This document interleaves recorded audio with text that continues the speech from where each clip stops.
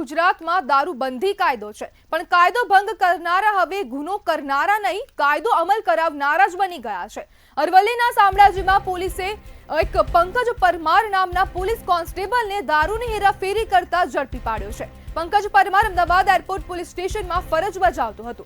મૂળ આમોદર બાળનો રહેવાસી આ પોલીસ કર્મી એક કારમાં દારૂ લઈને જઈ રહ્યો હતો. ત્યારે શામળાજી પોલીસે તેની ગાડી ચેક કરતા ચોરખાનામાંથી 1 લાખથી વધુનો વિદેશી દારૂ મળી આવ્યો છે. કુલ 3,30,000નો મુદ્દામાલ પોલીસ દ્વારા જપ્ત કરાયો છે. કાયદાનો રક્ષક જ ભક્ષક બની જાય તો સામાન્ય નાગરિકો કાયદા પર શું અપેક્ષા રાખશે? આ એક પોલીસ કર્મી પર નહીં, આખી સિસ્ટમ સામે શંકા ઊભી થઈ રહી છે. તંત્રને હવે જવાબ આપવો પડશે અને એ જવાબ લખીને નહીં, કાયદેસર કાર્યવાહીથી આપવું પડશે. ત્યારે હવે પોલીસ કર્મીઓ દ્વારા જ હવે જે દારૂબંધી ગુજરાત રાજ્યમાં છે તેનું ઉલ્લંઘન કરવામાં આવી રહ્યું છે અને સિસ્ટમ પર અનેક પ્રકારના પ્રશ્નો ઊભા થઈ રહ્યા છે. જે પંકજ પરમાર નામનો જે કોન્સ્ટેબલ છે તે જ દારૂની હેરાફેરી કરતો જોવા મળી રહ્યો છે અને અમદાવાદ એરપોર્ટ જે પોલીસ સ્ટેશન વિસ્તાર છે ત્યાં જે કોન્સ્ટેબલ છે તે ફરજ બજાવતો હતો અને તે જ હવે કોન્સ્ટેબલ દારૂની હેરાફેરી કરતો રંગે હાથ ઝડપાઈ ગયો છે. શામળાજી પોલીસ દ્વારા આ કાયદેસરની કાર્યવાહી કરવામાં આવી છે અને પ્રશ્ન તંત્રને થઈ રહ્યા છે કે કાયદો જ પાલન ન કરે તો કાયદો શું રહી જાય? હવે કાયદાનું જે રક્ષક છે તે જ ભક્ષક બની જાય તો હવે કોણ જવાબદાર રહેશે? પોલીસ વિભાગમાં આવા તત્વોની એન્ટ્રી કેમ થઈ રહી છે અને અગાઉ આ જે કોન્સ્ટેબલોની ભરતી થઈ રહી છે તેમાં તે લોકોનું જે બેકગ્રાઉન્ડ છે તે કેમ ચેક કરવામાં નથી આવતું? જ્યારે પોલીસ જ દારૂ વેચે છે ત્યાં સામાન્ય નાગરિક ક્યાં જાય? રાજ્યમાં હાલ દારૂબંધીનો જે કાયદો છે પણ તેનો અમલ થતો નથી અને ક્યાંક ને ક્યાંક હવે પોલીસ પણ તેમાં સંડોવાયેલી જોવા મળી રહી છે.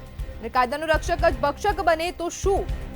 તેને લઈને હવે પ્રશ્નો તંત્રને થઈ રહ્યા છે કે કાયદો જ પાલન ન કરે તો કાયદો શું રહી જાય? ત્યારે હવે પોલીસ કર્મીઓ જ હવે જે પ્રમાણે આ જે દારૂની હેરાફેરી કરતા ઝડપાઈ રહ્યા છે તે સિસ્ટમ માટે ખૂબ શરમજનક વસ્તુ છે કે ક્યારે હવે સિસ્ટમ દ્વારા કાર્યવાહી કરવામાં આવશે અને ક્યારે દારૂબંધીનો જે કાયદો છે તેની પર અમલવારી કરવામાં આવશે.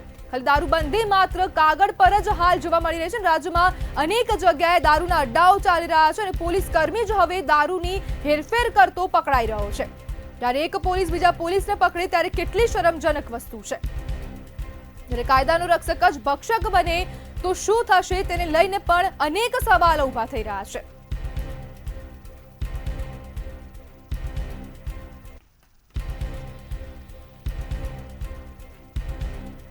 ત્યારે પોલીસ વિભાગમાં આવા તત્વોની એન્ટ્રી કેમ થઈ રહી છે? પોલીસ વિભાગમાં આવા તત્વોની એન્ટ્રી કેમ થઈ રહી છે તેને લઈને જ હવે પ્રશ્નો તંત્રને થઈ રહ્યા છે.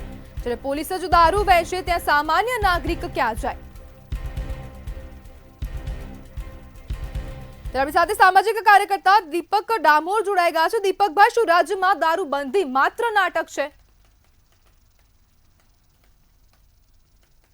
જી મેમ, નમસ્કાર. આજે જે કહેવાય છે કે કાયદો ખરેખર કાયદાની જગ્યાએ કામ કરે જ છે, પણ મોટા ભાગે અધિકારીઓ મોઢા જોઈને કામ કરે છે કે શું કરે છે ખબર નથી પડતી. આજે પોલીસ જ જો આવું કૃત્ય કરતી હોય તો જે પોલીસ આજે પબ્લિક માટે જે રક્ષક બરાબર ગણાય છે અને એ જ આ કામ કરતી હોય કે જે સારા માણસો જે છે, સારું પોલીસ કામ કરે છે એના પર કલંક સમાન છે. બરાબર.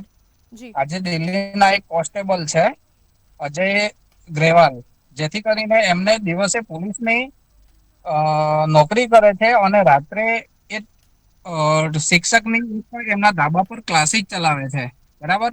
એમને છેલ્લે 33,000 લોકોને મદદ કરી છે સરકારી નોકરી મેળવવામાં. બરાબર. અને 10,000 બાળકોને મફત કોચિંગ આપ્યું છે. એટલે પોલીસ કાયદાનો રક્ષક જ ભક્ષક બની જાય તો જવાબદાર કોણ? જી મેમ, આજે પોલીસ જ જો આવું કૃત્ય કરતી હોય તો આશા કોની રાખવી? ખરેખર સરકારશ્રી અને જે ઉપલા જે અધિકારીઓ છે એમને ક્યાંક ને ક્યાંક ધ્યાન આપવું જોઈએ કે જેથી કરીને આવું કેમ બને છે. દીપકભાઈ, જો સિસ્ટમમાં હોઈએ તો પછી કાયદાનું ઉલ્લંઘન કરવાની પરમિશન મળી જાય છે? ના મેમ, આજે કાયદો સર્વોપરી છે. બરાબર.